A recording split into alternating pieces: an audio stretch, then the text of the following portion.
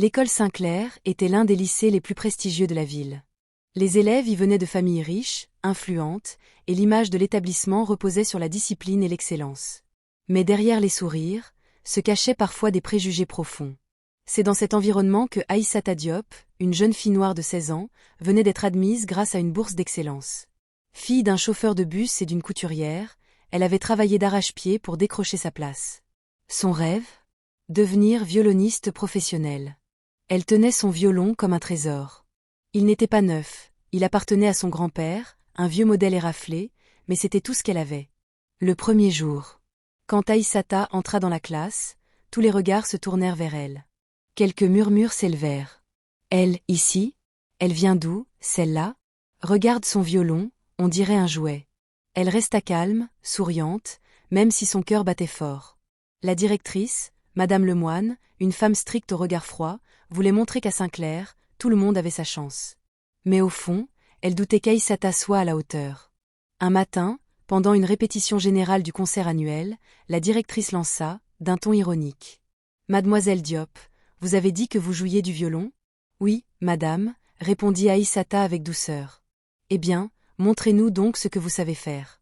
Nous avons besoin d'un peu de diversité musicale, n'est-ce pas ?» La salle éclata de rire. Les élèves, amusés, chuchotaient entre eux. Mais Aïssata, au lieu de fuir, serra son violon contre elle. La première note. Elle posa l'archet, ferma les yeux, et se mit à jouer. Les premières notes furent timides. Puis, peu à peu, une mélodie envoûtante emplit la salle. C'était un morceau qu'elle avait composé elle-même, un mélange de musique classique et de sonorités africaines, profonde et vibrante. Le silence s'installa. Même les moqueries s'éteignirent. Les rires s'effacèrent devant la beauté du son. Madame Lemoine, figée, observait cette jeune fille dont les doigts dansaient avec une grâce inouïe. À la fin, Aïssata rouvrit les yeux, le souffle court. Un instant suspendu. Puis, toute la salle éclata en applaudissements.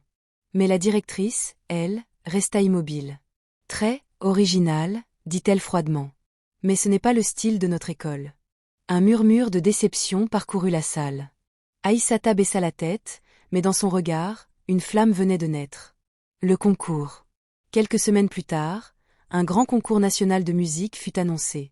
Madame Lemoine décida d'y inscrire les meilleurs élèves de Saint-Clair, mais pas Aïssata.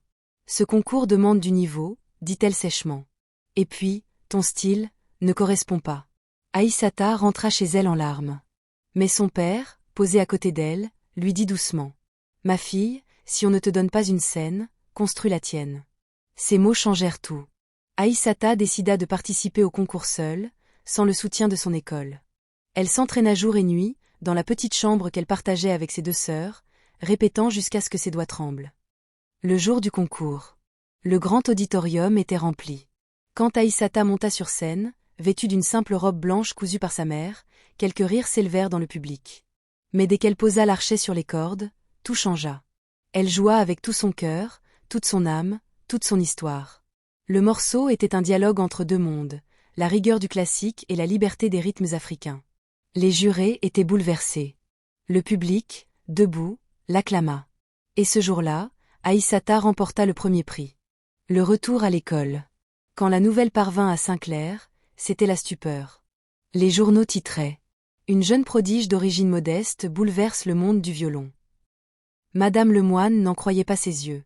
Aïssata fut invitée à revenir jouer à l'école, cette fois en tant qu'invitée d'honneur. Lorsqu'elle entra dans l'auditorium, tous les élèves se levèrent pour l'applaudir. La directrice s'approcha, la voix tremblante. Je te dois des excuses, Aïssata. Tu nous as donné une leçon de courage et de talent. Aïssata sourit. Je ne voulais pas prouver que j'étais meilleure, madame. Je voulais juste prouver que je méritais ma place.